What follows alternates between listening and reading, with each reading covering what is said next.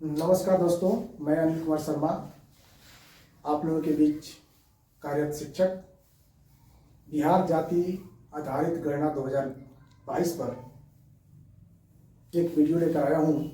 मुझे आशा है कि ये वीडियो आपको गणना कार्य करने में थोड़ा सा भी सहयोग प्रदान अगर करती है तो मुझे खुशी होगी कि आप इस वीडियो को देख करके अपना गणना कार्य सुचारू रूप से कर सकें।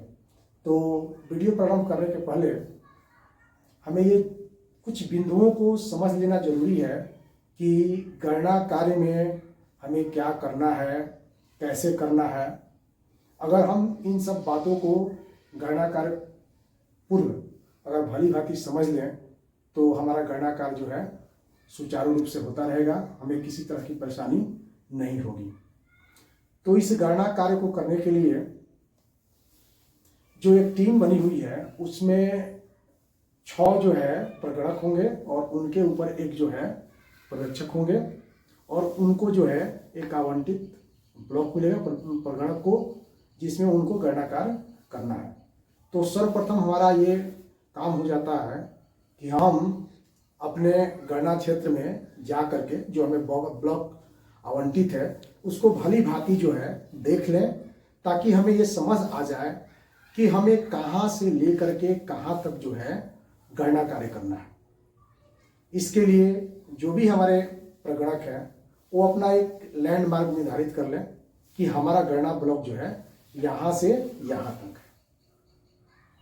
जब पर्यवेक्षक महोदय और प्रगणक महोदय ये दोनों लोग फील्ड में जाएंगे और उनके साथ और भी जो है टीम के सदस्य होंगे, तो निश्चित रूप से ये आसान होगा कि किस प्रगणक को कहाँ से कहाँ तक कार्य करना है और दूसरे प्रगणक को कहाँ से कहाँ तक कार्य करना है।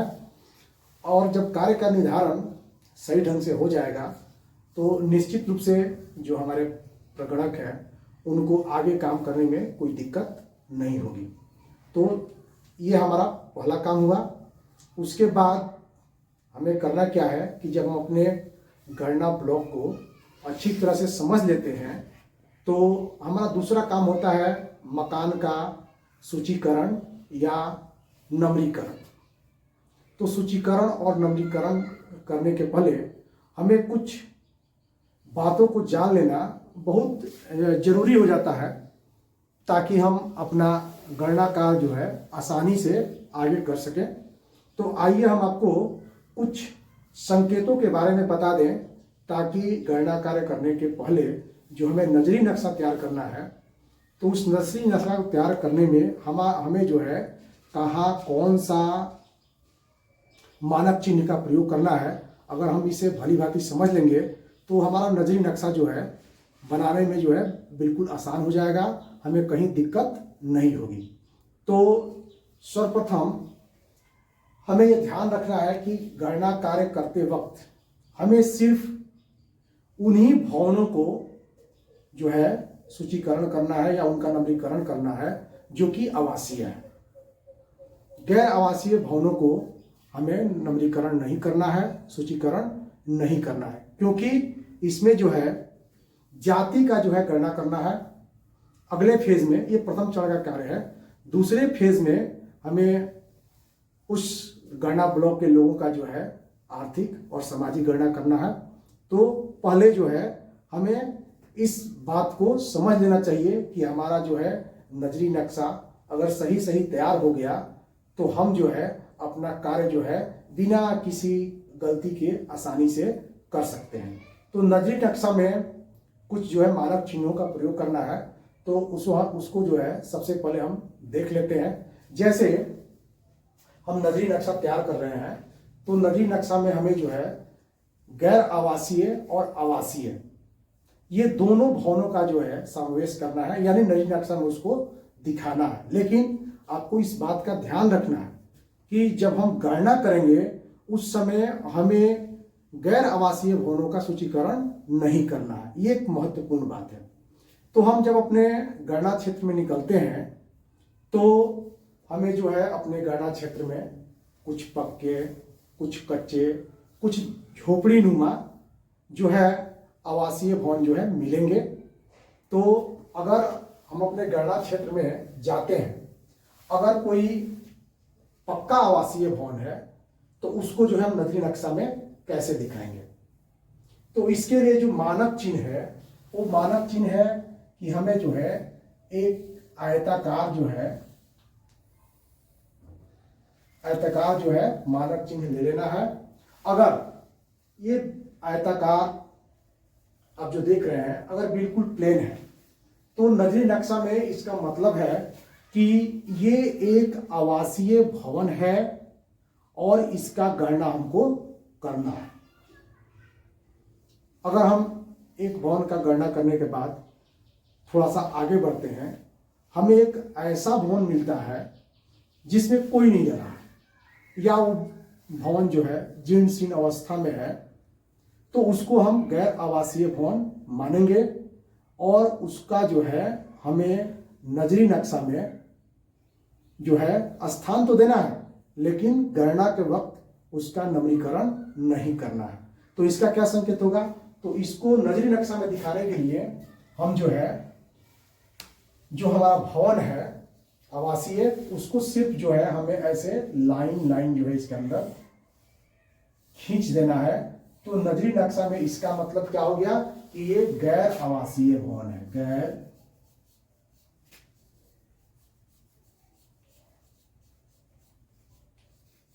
आवासीय भवन।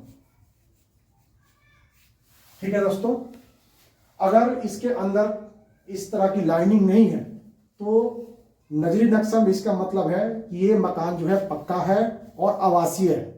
लेकिन अगर हमको नजरी नक्शा में ये दिखाना है कि ये भवन जो है गैर आवासीय है, पक्का है, तो इसको हमें क्या करना है कि इसके बीच में जो है हमें लाइनिंग से बना देना है।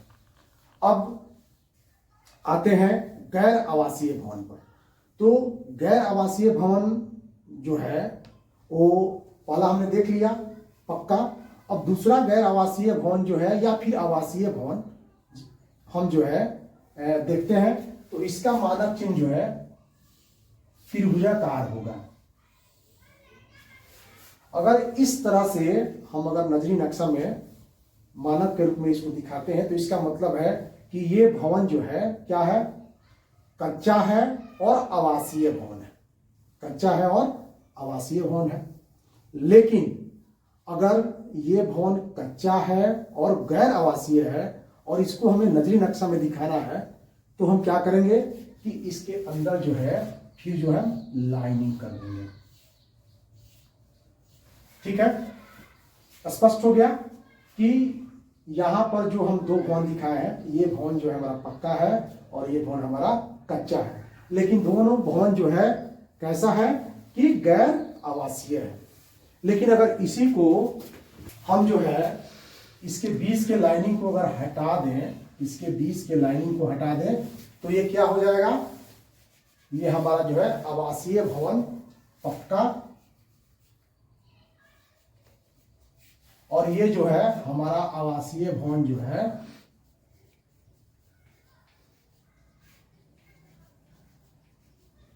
भवन कच्चा हो जाएगा।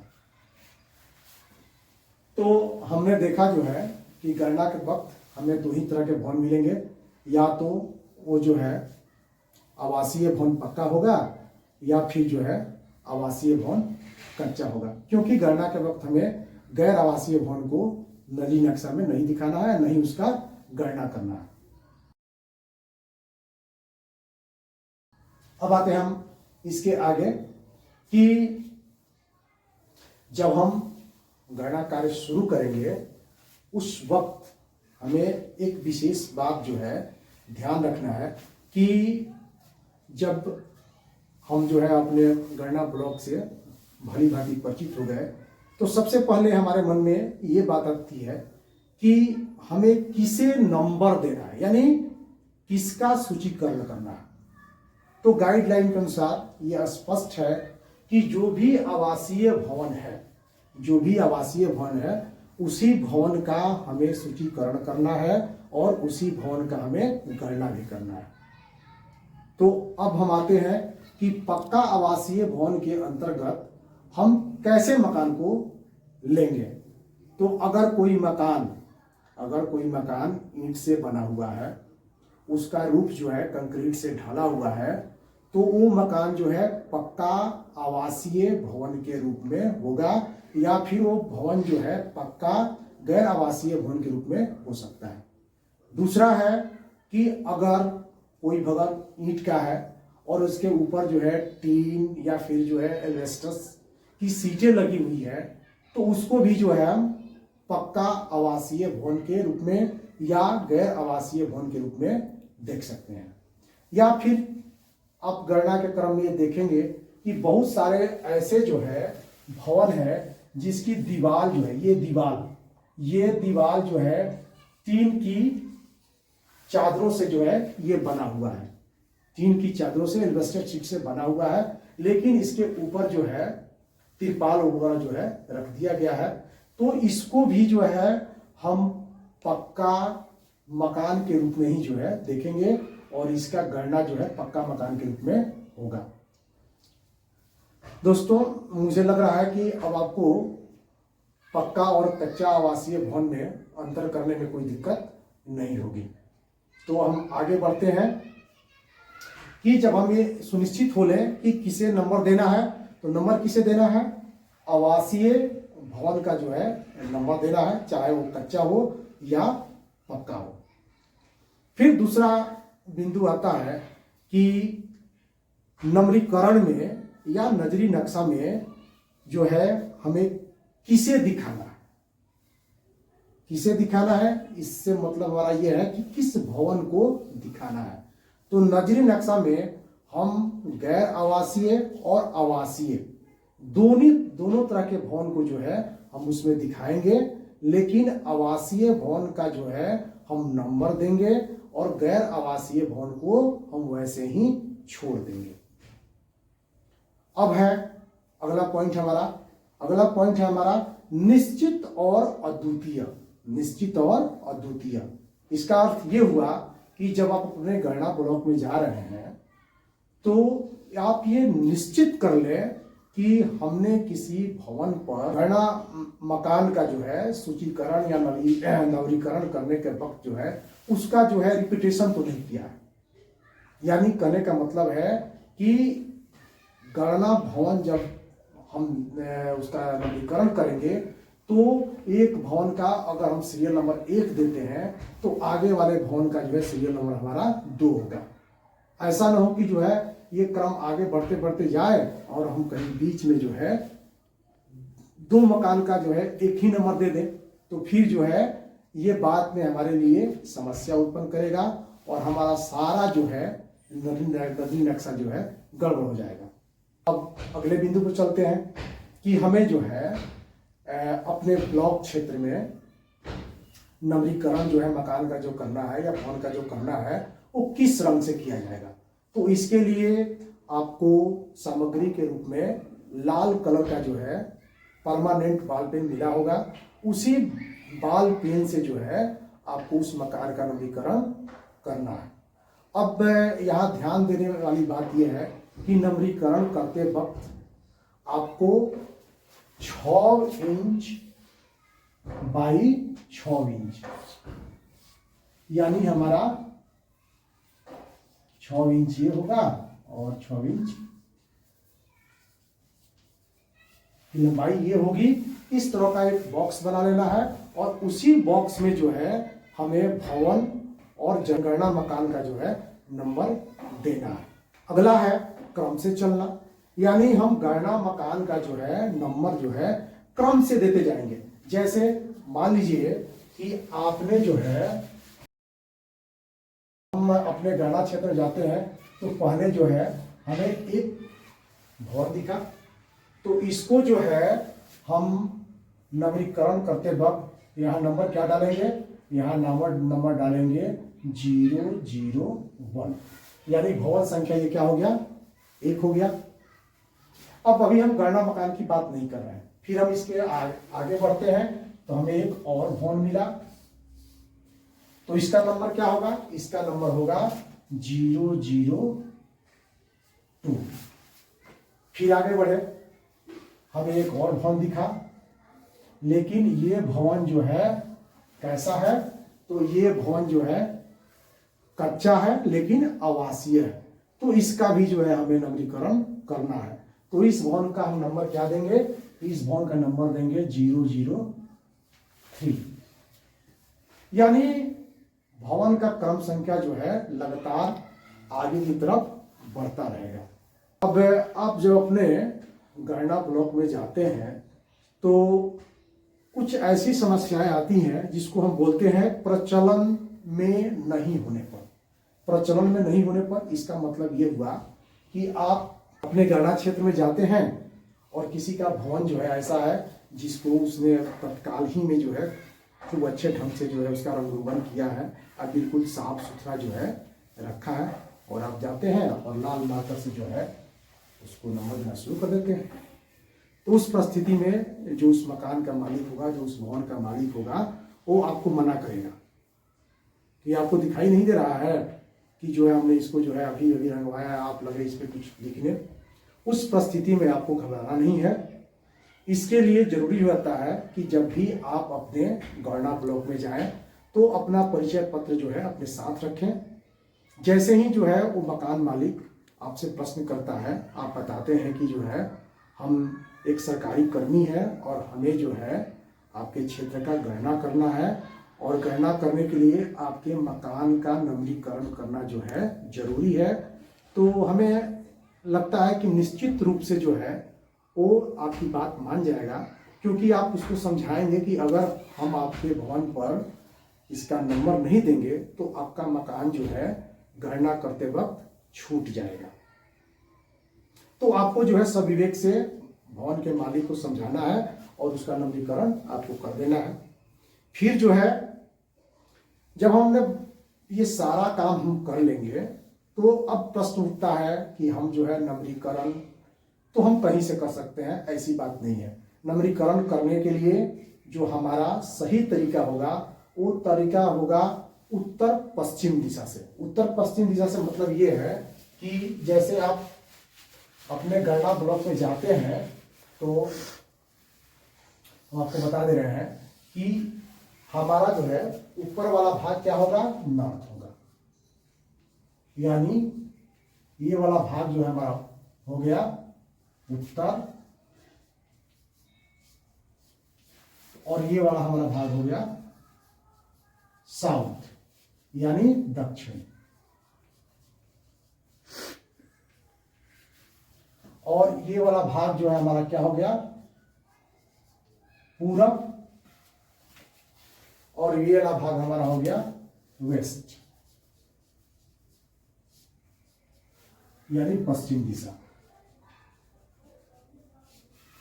तो हमको जो है नवीनीकरण कहाँ से करना है, क्योंकि जब हमारा नवीनीकरण सही होगा तभी जो है हम उसको सही ढंग से नजरी नक्शा में उस भवन को हम दिखा पाएंगे।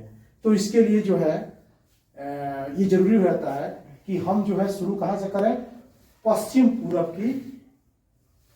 से पूरब की तरफ, यानी हम यहां से जो है हमको अपना गणना ब्लॉक का जो है नवीनीकरण करना है, और यहां से करते हुए जो है हमें कहाँ समाप्त कर देना है, हमें समाप्त करना है दक्षिण पूरब की दिशा में।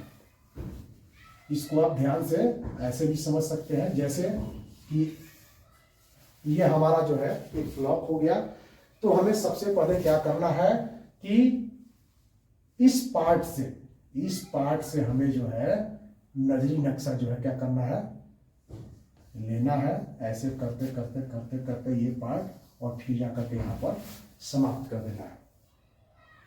अगर इस तरह से आप जो है मकान का सूचीकरण या नवीनीकरण करते हैं तो निश्चित रूप से आपको नजरी नक्शा बनाने में या फिर जो है गणना करते वक्त आपको किसी तरह की परेशानी नहीं होगी।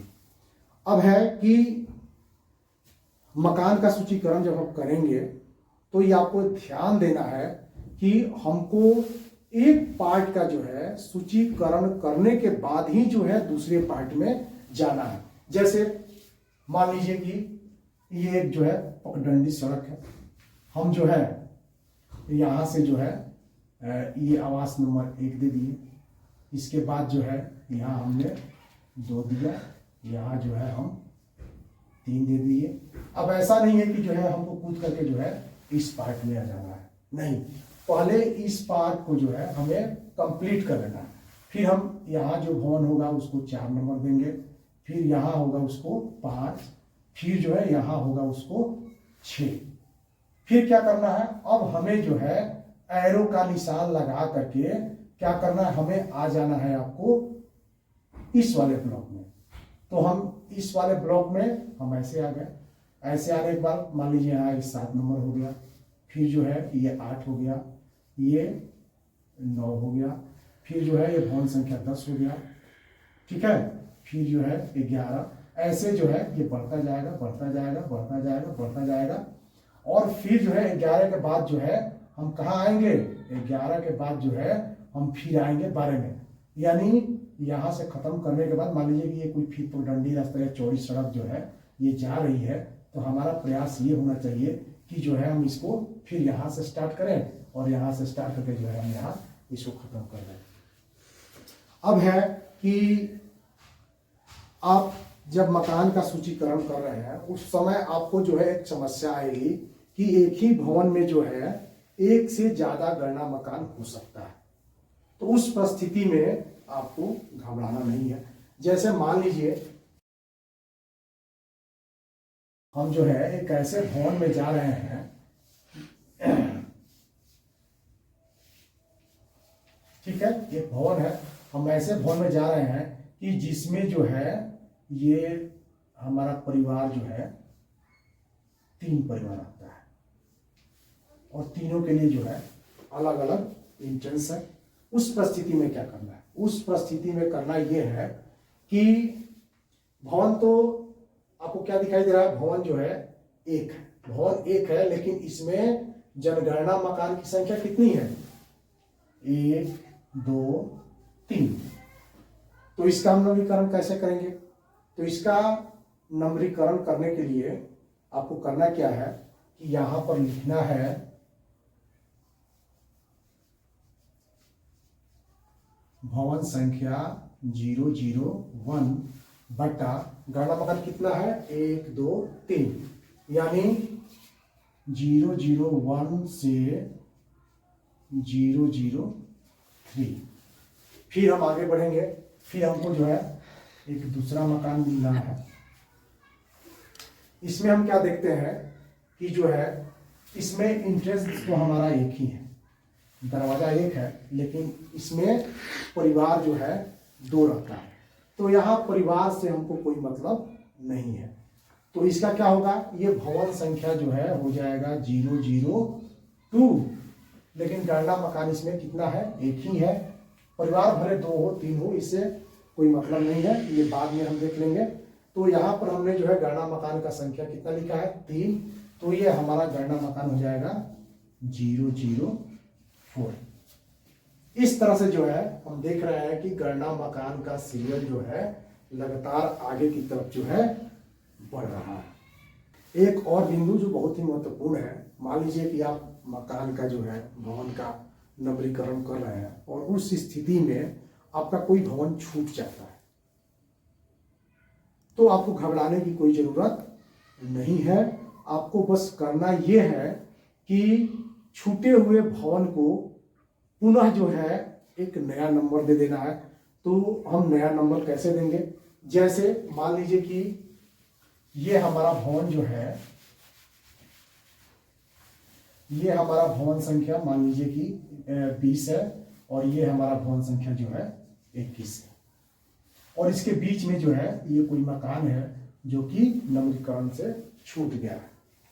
तो उस परिस्थिति में हम क्या करेंगे कि 20 के बाद वाला मकान छूटा है, तो इसको हम कैसे लिखेंगे 20/1, 20/1, और इसको एंट्री कहाँ करेंगे, सीरियल नंबर जो हमारा पहला कॉलम है उसमें हमने मान लीजिए कि 150 तक जो है नंबर डाल दिया है।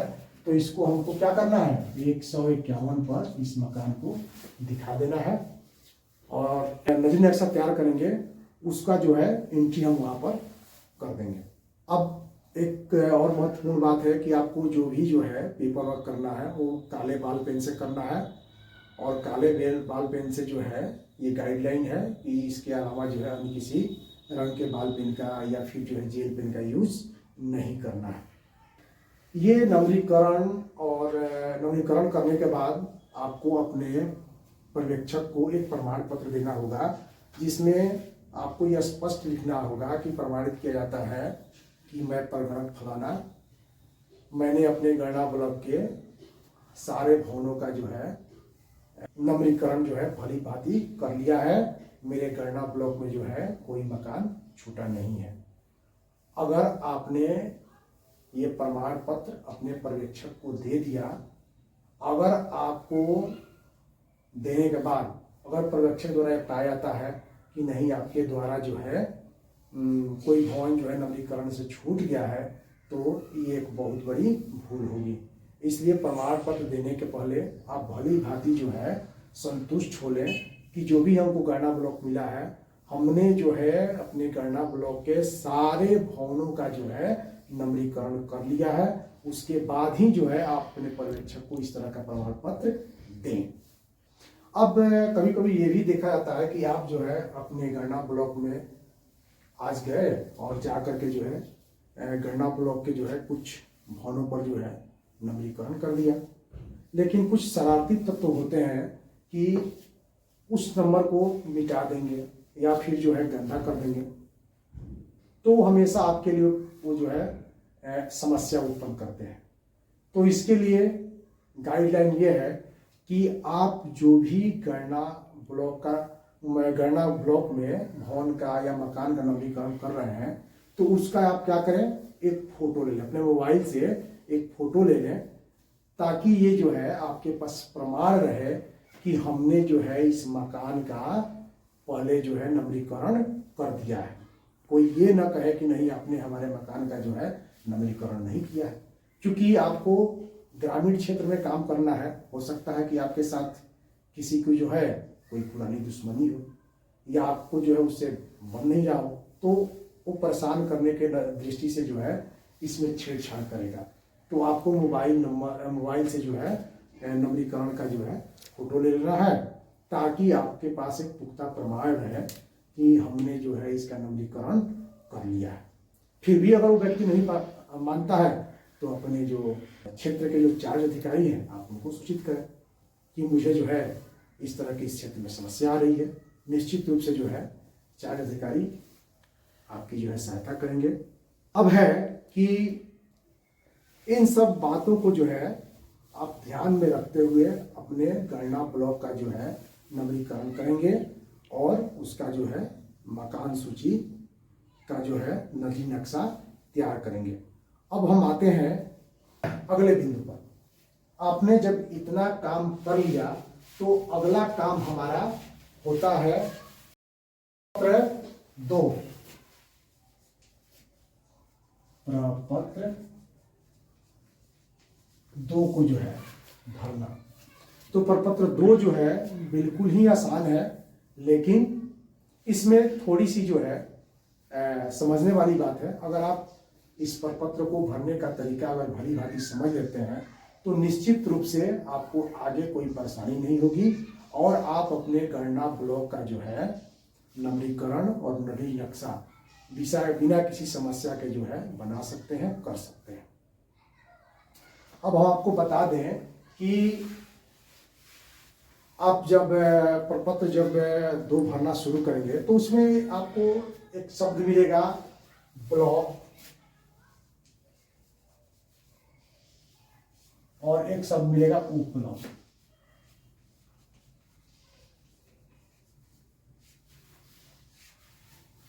दोनों जो है ये गणना ब्लॉक है। तो ब्लॉक का मतलब ये हुआ कि जैसे आपको आवंटित वार्ड जो है 13 या कोई जो है गणना ब्लॉक 13 है, लेकिन अगर इसमें निवास करने वाले लोगों की संख्या जो है 700 से अधिक है, तो निश्चित रूप से वार्ड नंबर 13 में जो है एक उप गणना ब्लॉक जो है बनाया जाएगा। एक उपगणना ब्लॉक जो है बनाया जाएगा। ये संख्या 700 से लेकर के 1200 तक जो है हो सकती है। तो जो हम दूसरा जो है जो गणना ब्लॉक तैयार करेंगे उसी को जो है हम उप ब्लॉक बोलते हैं। और उसका नंबर क्या हो सकता है, जब ये वार्ड नंबर 13 है तो इसका हम नंबर देंगे 13A। तो जब आप इस तरह का कहीं भी जो है संकेत देखते हैं तो आप निश्चित रूप से समझ जाए कि वार्ड नंबर 13 में जो है 2 गणना ब्लॉक है। एक वार्ड नंबर 13 का आधा भाग और दूसरा जो है वार्ड नंबर 13 का आधा भाग। और वार्ड नंबर 13 को जो है 13 में गणना कार्य करने के लिए हमारे 2 प्रगणक जो है लगाए जाएंगे। तो अब इन दोनों प्रगणकों को जो है यहाँ ध्यान रखने वाली बात है कि वो जो है अपने क्षेत्र में जाए और जा करके पहले तो वार्ड नंबर 13 का जो है सीमांकन देख लें कि वार्ड नंबर 13 जो है कहाँ तक फैला हुआ है, उसमें कौन कौन से भवन आ रहे हैं। और उसके बाद जो है वो दोनों आपस में जो है इसको इस तरह से बांट लें कि दोनों का जो है मकान लगभग जो है सेम हो। अगर 10-5 इधर उधर होता है तो उससे कोई फर्क पड़ने वाला नहीं है। तो मैं समझ रहा हूं कि आप ब्लॉक और उप ब्लॉक जो है भली भांति समझ रहे हैं। तो अब हम आते हैं कि प्रपत्र 2 जो है कैसे भरा जाएगा।